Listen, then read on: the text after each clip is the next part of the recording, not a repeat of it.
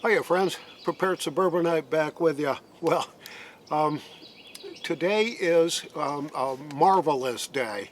We're supposed to be in the mid-70s today, and it's the 26th of February, and I am so thankful that winter is finally giving up its hold on the weather around here. So but with that said, we are going to enjoy the day. Spent most of the day yesterday getting ready for our early planting of our peppers and tomatoes and some of the things that we're going to be putting in the garden. So I got the grow lights out, I got the frame up. We've got all the cups and materials and potting soil and all that all ready and arranged. My wife has been purchasing seeds, and we've been saving seeds from last year's harvest. So we're almost ready. And with daylight savings time only just a few days away, we're going to be back busy in the garden, and I hope you are too. But what I want to talk about today is a couple of things. First of all, what the left is thinking about our first 30 days, first month in office with the Trump administration, and how they think the world is coming to an end, and I'll get into some detail about that. And I've got a few comments about the potential for what we're going to do with this $5,000 that the Department of Government Efficiency is uncovering with all its savings and trimming back expenditures and the workforce and the federal government and all that, and that we could potentially each get a $5,000 payment in some fashion from this activity. So stick around. Let me get into some detail right after this.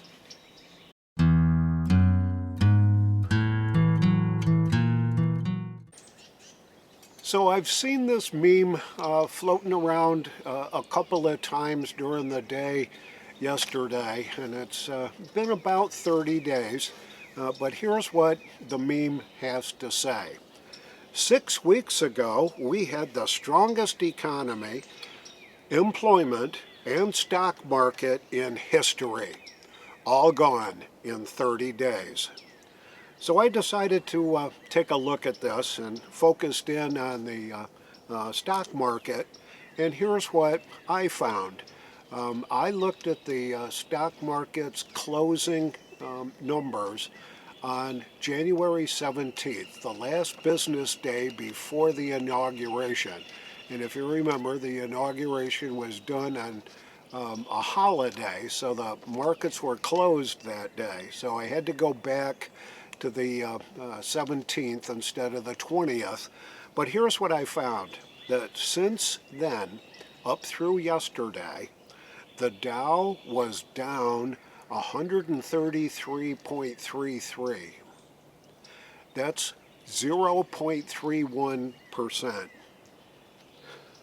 The I guess the worst part of it is that the NASDAQ is up 604.81, which is a 3.08% increase.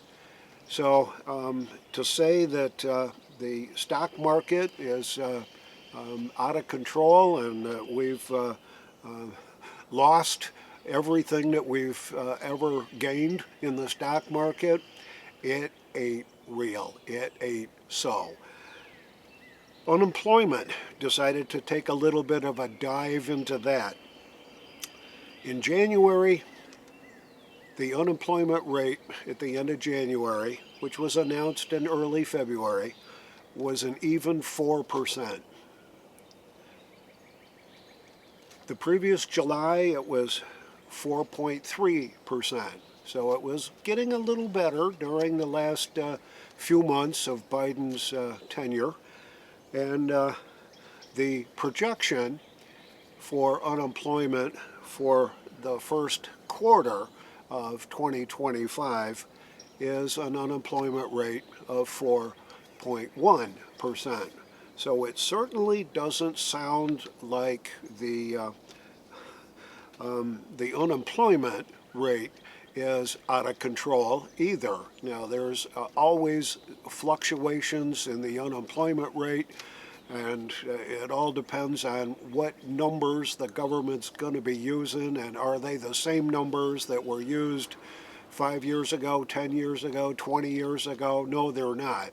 So I think the unemployment rate was much higher than we really were led to believe. And the economy, well, here's my thoughts on what's going on with the economy. Recently, there's been a number of news articles saying that Americans are fed up with the economy. And are we heading into a recession? You can see this report from CNN right up here.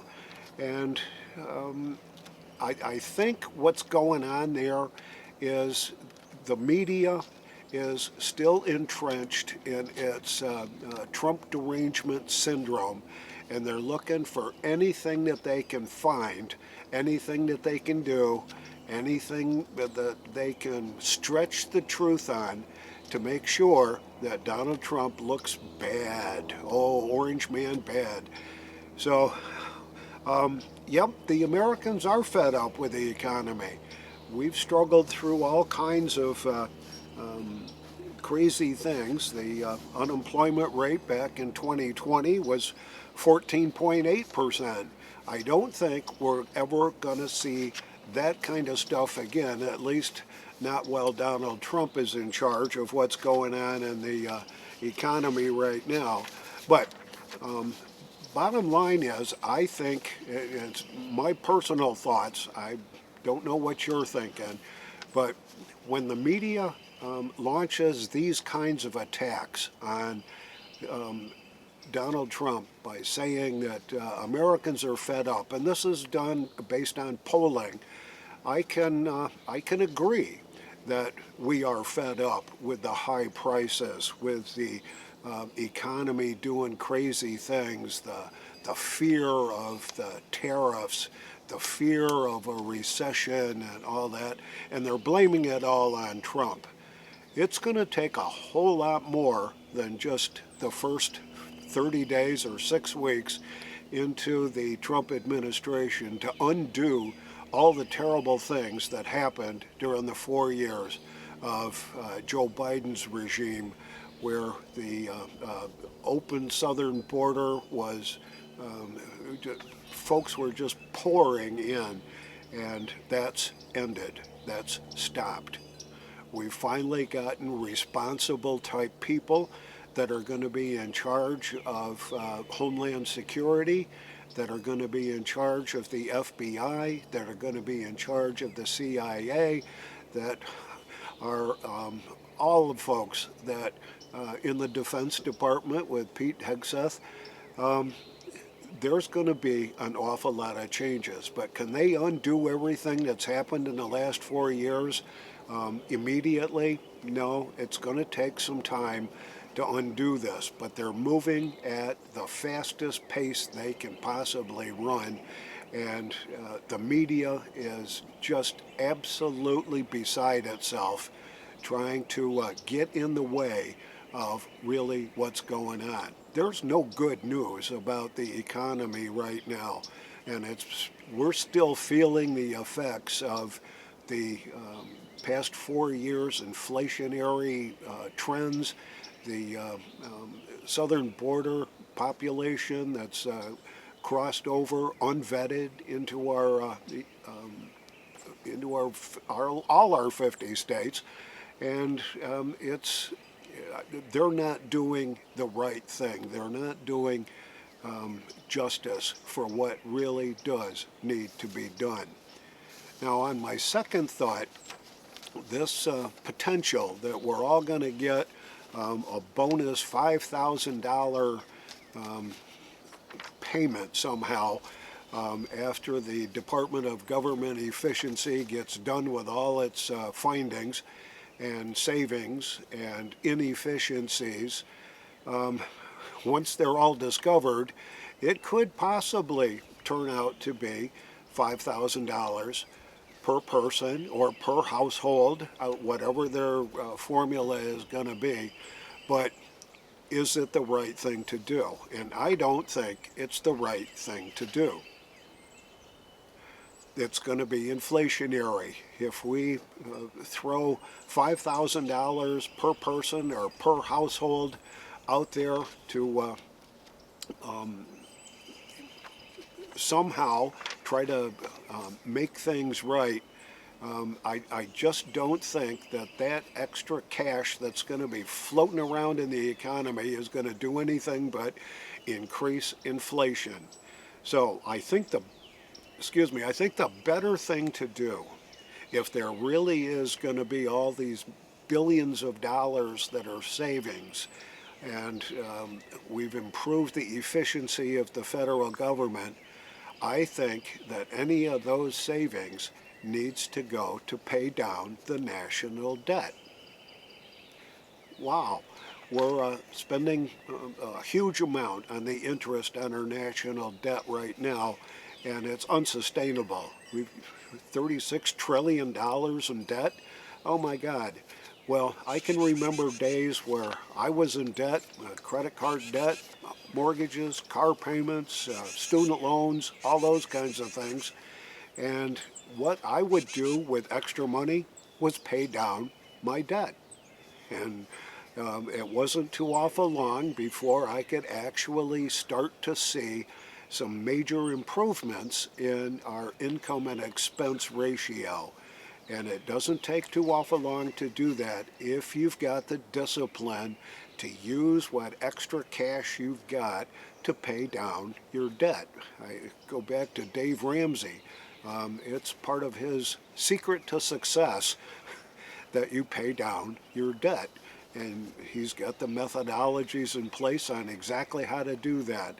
So if this $5,000, the Department of Government Efficiency is able to amass enough savings, they should take those savings and throw it against the debt. That's my cut on this. I don't want $5,000. I would be sure it'd be nice, but I don't think in the long term it's going to benefit any of us. So, what are your thoughts on this? What would you do with your $5,000? What do you think the government should do with our $5,000? Should they pay down the debt? Should they make it a gift to everybody? It's going to be discussed for a long time, and I'm not sure there's a perfect answer for any of this.